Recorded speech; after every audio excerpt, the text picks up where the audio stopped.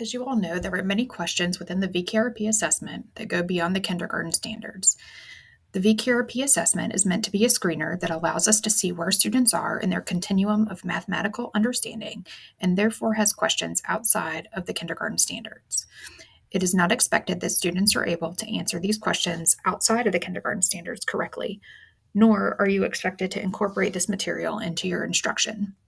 So the question is, if this assessment goes beyond the kindergarten standards, how do we best analyze and use this data?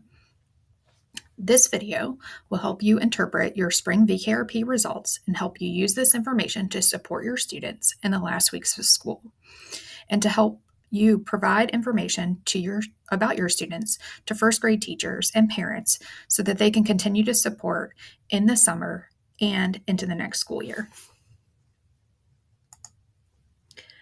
The best place to start is to look at the EMAS summary reports for each of the 4 domains. This will give you an item analysis by question for your entire class for each of the 4 domains. From these reports, you can focus on which questions are aligned to the kindergarten standards and how your students did on each of those items. Let's take a look at the sample EMAS summary report for geometry. Here we can see each student listed individually, as well as their response to each of the 8 questions. A check mark in the circle indicates the student answered the question correctly. The open circle indicates the student answered the question correctly with a supporting prompt from the VKRP assessment, and an X in the circle indicates the question was answered incorrectly. And you can see this noted in the key on the right-hand side of your screen. You can also hover over each question number to see a description of the question in the subdomain, or you could access the full list of questions and their descriptions in the VKRP Spring Manual. In this geometry subdomain, students should be able to answer questions where they recognize a rectangle that has been rotated, a square that has been rotated, and identify rectangles from groups of shapes, as well as pointing to and naming the shape as it's described as a shape with 4 sides all the same length. These are questions 1, 2, 4, and 5 on the geometry subdomain. Take a look at these 4 questions and see how your students did.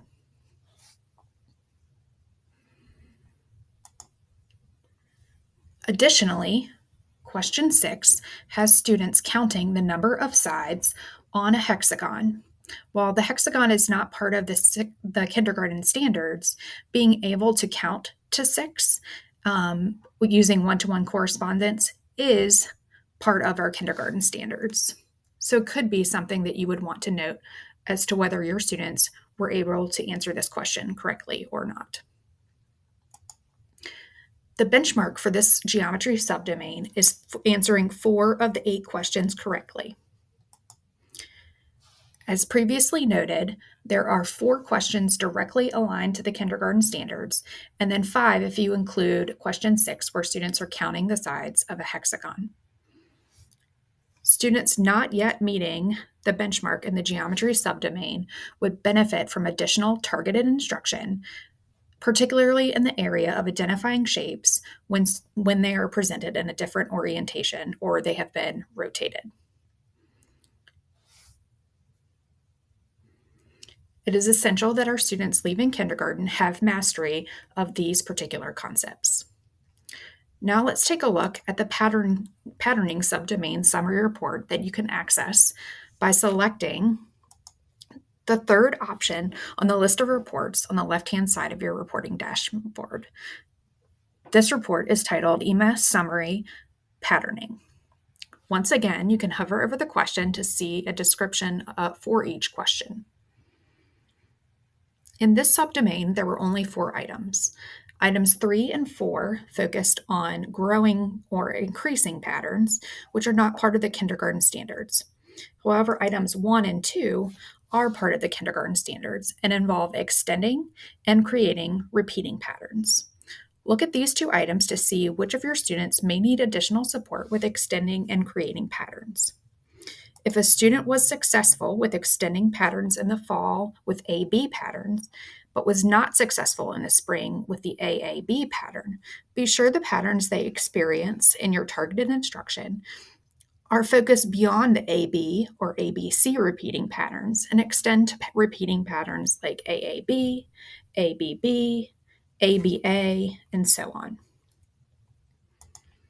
The benchmark for this subdomain of patterning is 2 of the 4 questions, meaning students should have mastered both of the kindergarten patterning questions to achieve benchmark in this subdomain.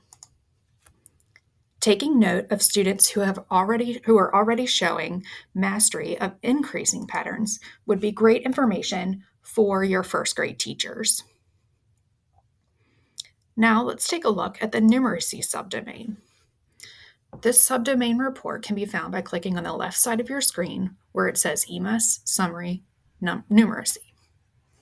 There are quite a few questions in this subdomain. Questions 1, 2, and 3 address being able to name a number that comes before 5, before 8, and after 30, which are all aligned with the kindergarten standards. Question 4 has students counting backwards from 10, and question 7 has students counting a set grouped by tens to 60, which is also part of the kindergarten standard. Questions 11, 13, 14, and 15 are all aligned with the kindergarten standards, assessing students' ability to compare 2 sets of objects, decompose a set of 7, counting to 10 and writing the numeral that represents the quantity, and counting a set of 15 and writing the numeral that represents that quantity. Additionally, while not an explicit kindergarten standard, subitizing and recognizing quantities is something that we want our students to be able to do. Subitizing is addressed in questions 5 and 6 on the assessment. In this numeracy subdomain, the benchmark is 11 of 16 questions. These are listed on the next 2 slides. Achieving 11 of the 16 questions includes all of the questions that address the kindergarten standards and the subitizing questions. We want to be sure that our students have mastered all of the 9 specific questions on K standards and are extending beyond that to show mastery of the subitizing questions, or at least extending to where they are showing some mastery of those 2. Take a look at your specific student data to ensure that your students are mastering these 9 questions. The 5 listed on this screen, including the 2 subitizing questions, noting that question 8 is one that you would want to provide information to first grade teachers, as well as the kindergarten standards, the 4 that are shown on the screen, 11, 13, 14, and 15. These are ones we want to make sure that our students have mastery of when leaving kindergarten.